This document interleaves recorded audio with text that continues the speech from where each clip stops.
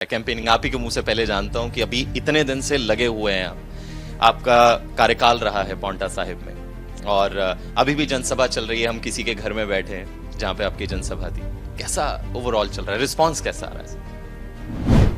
पांवटा विधानसभा क्षेत्र के लोगों ने मन बना रखा है, विकास करने वाला विधायक चाहिए, काम करने वाला विधायक चाहिए, मिलनसार विधायक चाहिए। पार्टी के अंदर कुछ नाराजगी की सुगबुगाहट थी जब टिकट डिस्ट्रीब्यूशन हो रहा था। आपको लगता है अभी सारी सिचुएशन आपने संभाल ली है, जो नाराज थे उनको मना लिया गया? देखिए, प्रजातंत्र है, सबको दावेदारी करना उसका अधिकार क्षेत्र है, परंतु पार्टी के नियमानुसार ही अपना चुनौती, अपना जो है दावेदारी पेश करनी चाहिए।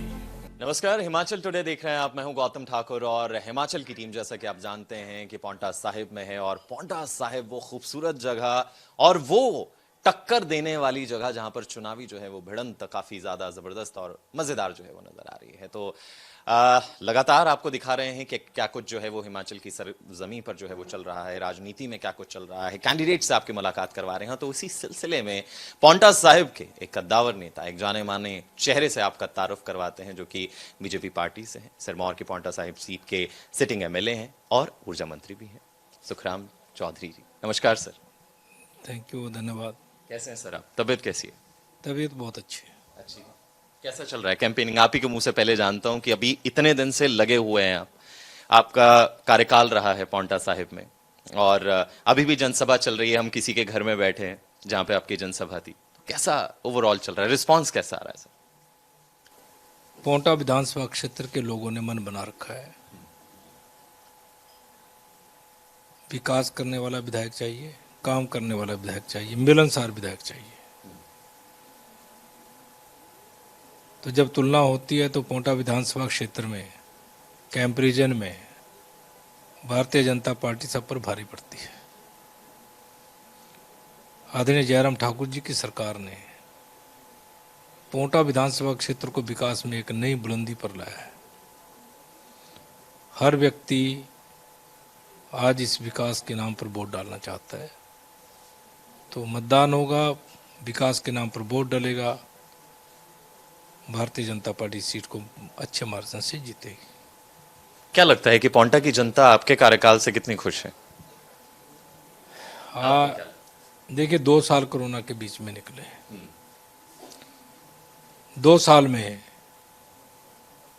आम व्यक्ति ये बोलता था कि जान बच जाए, कोरोना से मुक्ति मिल जाए, मेडिकल की फैसिलिटीज बढ़े, विकास की कोई बात नहीं होती थी। परंतु हमने 3 साल में कांग्रेस की सरकार से बहुत बेहतर काम पांवटा विधानसभा क्षेत्र में करके दिया। नए नए हमने इंस्टीट्यूट खोल कर दिए, स्कूलों की अपग्रेडेशन हुई, सिंचाई के क्षेत्र में बहुत काम हुआ, बिजली के क्षेत्र में रिकॉर्ड तोड़ काम हुआ। इस विधानसभा क्षेत्र में चारों तरफ से सड़कें बन रही हैं, एनएच बन रहे हैं। तो पांवटा के लोग समझदार लोग हैं, सीधे साधे लोग हैं, समझदार लोग हैं। इसलिए जहाँ भी मैं जा रहा हूँ बहुत लोगों का प्यार मिल रहा है, समर्थन मिल रहा है, आशीर्वाद मिल रहा है। तो उनकी बातचीत से पता लगता है कि भारतीय जनता पार्टी को लोग जिताना चाहते हैं पांवटा विधानसभा क्षेत्र में। प्यार मिलना बहुत जरूरी है सर। पार्टी के अंदर कुछ नाराजगी की सुगबुगाहट थी जब टिकट डिस्ट्रीब्यूशन हो रहा था। आपको लगता है अभी सारी सिचुएशन आपने संभाल ली है, जो नाराज थे उनको मना लिया गया? देखिए, प्रजातंत्र है, सबको दावेदारी करना उसका अधिकार क्षेत्र है, परंतु पार्टी के नियमानुसार ही अपना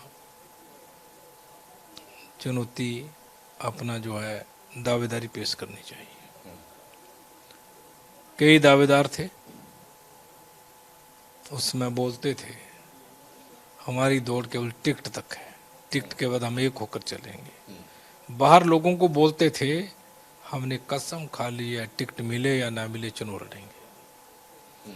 तो मैंने उस समय भी हाईकमान से कहा था इनकी नीयत ठीक नहीं है, ये चुनाव लड़ना चाहते हैं, कई जगह वायदा करके मंदिरों में कसमें इन्होंने खा ली है, इसलिए वो वापस नहीं आ सकते, तो चुनाव लड़ रहे हैं, जीतने के लिए नहीं चुनाव लड़ रहे हैं। उनकी इच्छा शक्ति है कि सुखराम हारे चुनाव। अगर जीतने की मंशा से चुनाव लड़ते तो 3 उम्मीदवार थोड़ी चुनाव लड़ते। कार्यक्रम तो इकट्ठे करते थे, उसमें से 2 उम्मीदवार थे। साझा मंच साझा करते थे। आखिर अब क्या व्यवस्था होगी, तो दोनों चुनाव लड़ रहे हैं। आज बहुत से आपको वोट नहीं मिल सकते, नीचे से मेरे को नहीं मिल सकते, वहां से आप वोट काटेंगे, यहाँ से मैं वोट काटूंगा, तो बीजेपी को हराना है। पूरी प्लानिंग चल रही है। हाँ, प्लानिंग चल रही है, वो प्लानिंग में सफल नहीं हो गए। नाम लेना चाहेंगे सर? नहीं, नाम नहीं। नाम नहीं। तो मतलब ये है कि पूरा एक गेम सेट कर दिया गया है कि कैसे सुखराम को फंसाया जाए, उसके वोट काटे जाएं। आपको लगता है कि कामयाबी हासिल होगी? आपका कार्यकाल रहा है और पीछे भी आप जो हैं वो काफी पकड़ रखी है, ऊर्जा मंत्री रहे हैं, लोगों के बीच जाते रहे हैं। मैंने पहले कहा आपको, पोंटा के लोगों ने बहुत बड़ा मन बना रखा है।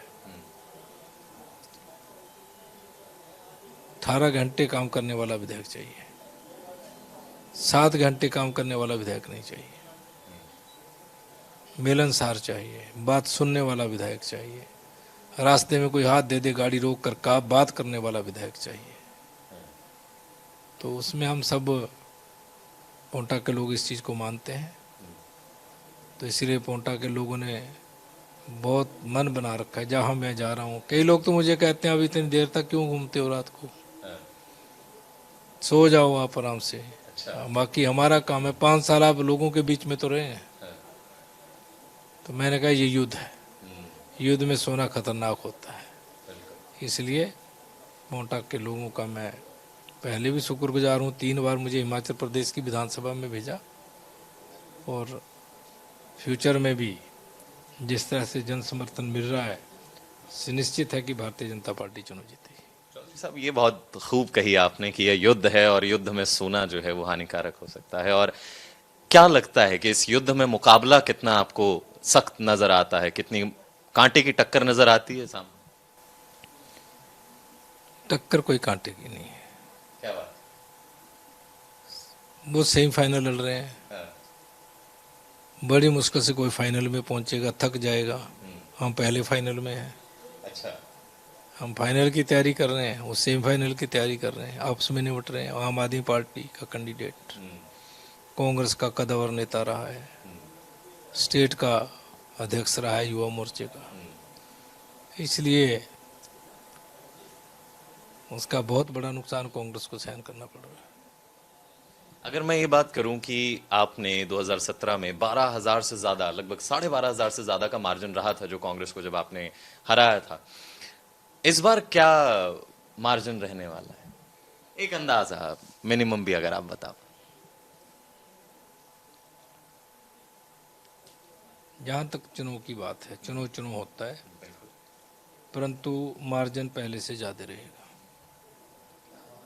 यानी अंदाजा लगा के चलिए कि जनाब, लास्ट अगर मैं एक आंकड़ा दूं आपको तो 12,600 कुछ वोट से आप जीते थे, और इस बार सर कह रहे हैं कि ज्यादा होगा।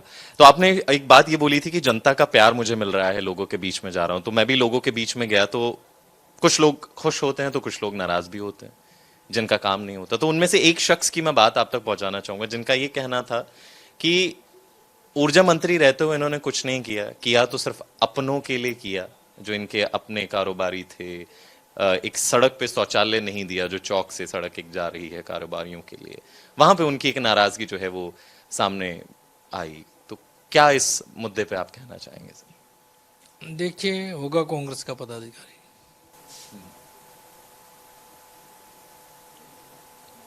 अब नेशनल हाईवे बन रहा है, चौड़ी हो रही है सड़क, पहले वाली टूटेगी ना, उसके बाद ही बनेगा ना शौचालय।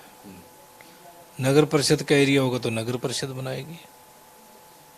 अगर उसकी कोई ऐसी मांग है तो आपके माध्यम से पता चला है तो उस मांग को ही पूरा करेंगे। परंतु इस चीज़ को तो मानते हैं कि हमारी सरकार ने सड़क को चौड़ा किया है। बातापुल से लेकर यमुना ब्रिज तक सड़क चौड़ी हुई है, पुल बाहर निकाले, अच्छा शहर लग रहा है। इस बात को तो उनको स्वीकार करना चाहिए ना। बद्रीपुर से सतोन तक की सड़क का काम चला है, चौड़ा हो रही है सड़क, अच्छी बन रही है। जब से काम करेंगे तो दिक्कत भी आएगी, परेशानी भी आएगी, उस परेशानी का भी समाधान करेंगे। परंतु इस बात को तो मानना चाहिए कि काम हो रहा है।